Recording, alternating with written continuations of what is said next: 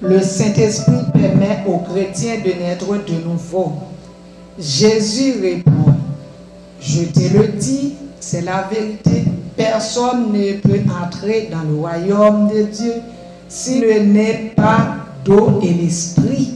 Ceux qui sont nés d'un père et d'une mère appartiennent à la famille des humains, et ceux qui sont nés de l'esprit s'appartiennent à l'Esprit Saint. Jean 3, verset 5, verset 6. Le Seigneur enverra en mon nom l'Esprit Saint, celui qui doit vous aider. Il vous enseignera tout et il vous rappellera tout ce que je vous ai dit. Jean 14, verset 26. Quand l'Esprit de vérité viendra, il vous conduira dans la vérité tout entière. En effet, il ne dira pas des choses qui viennent de lui, mais il dira tout ce qu'il entendra et il vous annoncera ce qui doit arriver. Jean 16, verset 13. Le Saint-Esprit révèle la gloire de Jésus. L'Esprit de vérité montrera ma gloire, parce qu'il recevra ce qui est à moi et il vous l'annoncera. Jean 16, verset 14. Le Saint-Esprit octroie des dons naturels aux chrétiens. L'un reçoit de l'Esprit le don de parler avec sagesse. L'autre reçoit du même esprit le don de faire connaître Dieu. Un autre reçoit de ce même l'esprit le don d'une foi très solide. Un autre reçoit cet unique esprit le don de guérir le malade. Un autre peut faire des actions extraordinaires.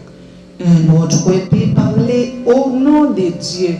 Un autre soit faire la différence entre ce qui vient de l'Esprit Saint et ce qui vient pas de lui. Un autre peut parler en des langues inconnues. Un autre peut les traduire. Mais tout cela, c'est le seul et même Esprit Saint qui le rend possible. Il distribue des dons à chacun comme il veut. 1 Corinthiens 12, verset 8 à 11. Le Saint-Esprit équipe le chrétien pour annoncer l'évangile. Mais vous allez recevoir une force, celle de l'Esprit Saint qui descendra sur vous. Alors vous serez mes témoins à Jérusalem, dans toute la Judée et la Samarie et jusqu'au bout du monde. Acte 1er, verset 8. Le Saint-Esprit soutient et affermit le chrétien dans l'épreuve.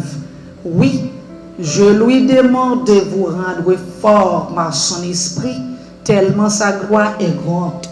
Ainsi, vous pourrez être des chrétiens solides. Éphésiens 3, verset 16. Le Saint-Esprit rend témoignage à l'esprit du chrétien. L'Esprit Saint lui-même nous donne ce témoignage. Nous sommes enfants de Dieu. Romains 8, verset 16. Dans le Christ, vous aussi, vous avez entendu la parole vraie, la bonne nouvelle qui vous sauve. Ensuite, vous avez cru dans le Christ et Dieu vous a marqué du signe. Cette marque, c'est l'Esprit Saint qui l'a promis. Éphésiens 1er, verset 13. Le Saint-Esprit aide le chrétien à prier. De plus, l'Esprit Saint aussi vient nous aider.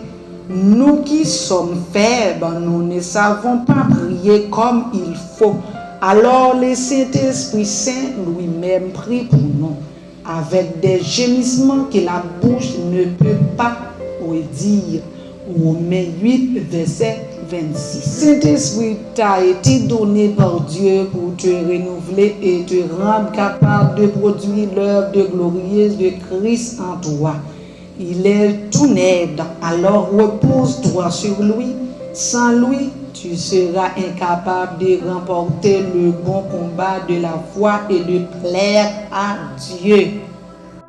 Que le Dieu Tout-Puissant te bénisse. Amen.